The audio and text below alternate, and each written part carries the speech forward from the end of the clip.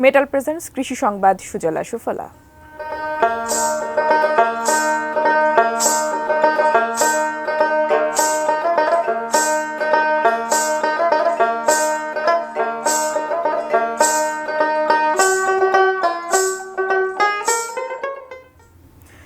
বাজারে বেড়েছে শীতকালীন সবজির সরবরাহ, কমেছে দাম। ক্রেতাদের মাঝে স্বস্তি ফিরলেও পড়তি দামে মাথায় হাত অনেক কৃষকের।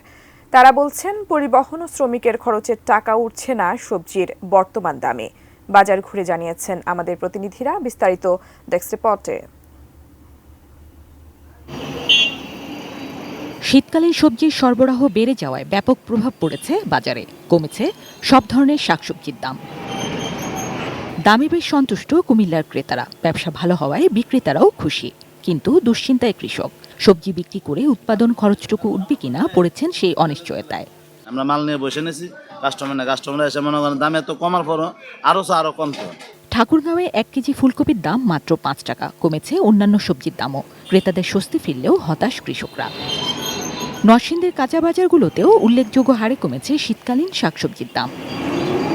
ময়মনসিংহের বাজারে সবজির দাম কমলেও একই সমস্যায় কৃষকরা। তারা বলছেন, সার কীটনাশকের দাম বেশি, সে অনুযায়ী দাম মিলছে না। সীমিত লাভে বিক্রি করছেন পাইকারি ব্যবসায়ীরাও। আমাদের যা প্রতিদিনের যে একটা খরচ আছে, সেই খরচ হচ্ছে না। প্রতিদিন ঘাটতি লাগছে। যা বেশি তার লাস্টে লাভ ছাড়া বেশি লাগে। সবজির দামগুলো আগের চেয়ে অনেক কম, সব টাটকাই পাওয়া যেতেছে আর কি। বরিশাল ও যশোরেও ক্রেতারা এক প্রকার পানির দামে সবজির স্বাদ নিতে পারছেন, তবে হতাশ কৃষক। জিনিয়া ইসলাম, ডেস্ক রিপোর্ট, 18 নিউজ।